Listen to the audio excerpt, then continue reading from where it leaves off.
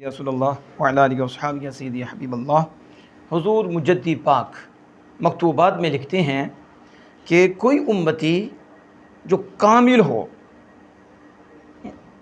انتہا کو پہنچ جائے، فرد کامل ہو، کسی نبی کے مقام کو نہیں پا سکتا،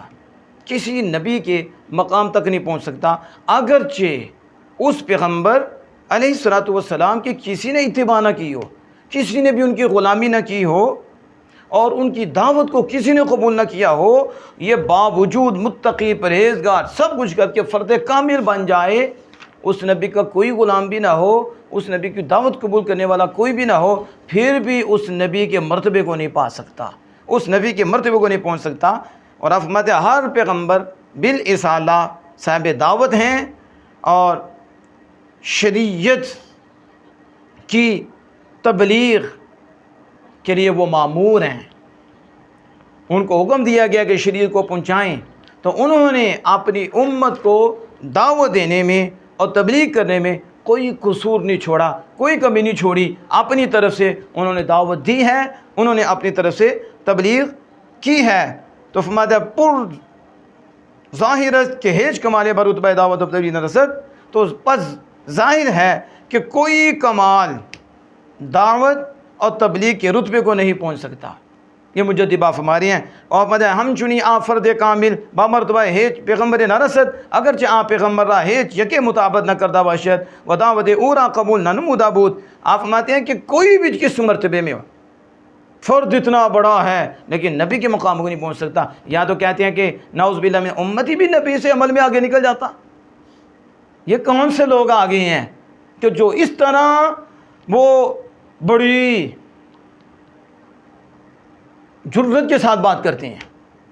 کہتے ہیں کہ وہ عمل سے بھی آگے، آپ کہتے ہیں نبی کا ایک غلام بھی نہ ہو، ایک نبی کی دعوت کو قبول نہ کیا ہو، پھر بھی یہ پورا بندہ غیر نبی کے مقام کو نہیں پا سکتا۔ پڑھو تو صحیح نا اپنے بڑوں کو جنہوں نے انبیاء کی شانوں کو ہائی لائٹ کیا، اور بتائیں نبی ہوتے ہیں، اور میں ہر پیغمبر بالرسالہ صاحب دعوت ہے، ہر پیغمبر دعوت دینے والا ہے، اور اپنی امت کو حکم دینے پر اور شریعت کا پیغام پہنچانے پر انہیں اللہ پاک نے مامور بنایا ہے، حکم دیا ہے اس کا کہ یہ آپ نے کرنا ہے۔ تو انہوں نے اپنی امت میں جو پیغام پہنچایا اور تبلیغ کی، اس میں کوئی قصور نہیں چھوڑا، اور فرمایا پھر یہ سن لو، یہ جو مجددہ نے بات لکھی ہے نا، اگر ہضم ہو جائے ہمیں، اب کوئی کمال دعوت کے رتبے کو نہیں پہنچتا۔ ذرا پھر سن لیں، مجددہ فرماتے ہیں کوئی کمال دعوت کے مرتبے کو نہیں پہنچتا، کوئی کمال تبلیغ کے مرتبے کو نہیں پہنچتا۔ یعنی مجددہ یہ فرما رہے ہیں کہ نبی نے دعوت دی ہے، تبلیغ کی ہے، انہوں نے جو ان کا منصب تھا، اور یہ اتنا بڑا منصب ہے کہ کوئی کمال اس کے ہم پلہ ہی نہیں ہے، اس کے برابر بھی نہیں ہے۔ دعوت حق دینا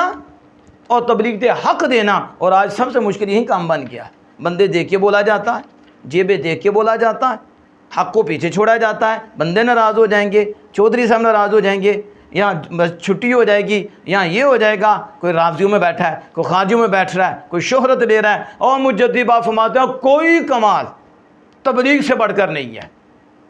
دعوت حق سے بڑھ کر نہیں ہے۔ کاش ہم سمجھیں اور ہم ان لوگوں کی عزت کریں جو ہمیں شریعت مصطفیٰ پہنچا رہے ہیں، جو حق کو بھی واضح کر رہے ہیں، باطل کو بھی واضح کر رہے ہیں، بتا رہی ہیں یہ رسول اللہ کا دشمن ہے، یہ رسول اللہ کا پیارا ہے، یہ فلاں کا دشمن ہے، یہ رسول اللہ کا پیارا ہے۔ ان کو آپ کہہ رہے ہیں مجدد پاک کہ یہ جو کام کر رہے ہیں یہ بڑے ہیں، کیوں؟ کیونکہ یہ دعوت حق دے رہے ہیں، اور انبیاء سب سے بڑے ہیں۔ انبیاء کا منصب کیا ہے؟ حق کو پہنچانا، دعوت دینا۔ آگے کوئی بھی دعوت قبول نہ کرے، مرتبہ پھر بھی بلند و بالا ہے۔ اللہ جل وعلا ہمیں سمجھنے کی توفیق عطا فرمائے۔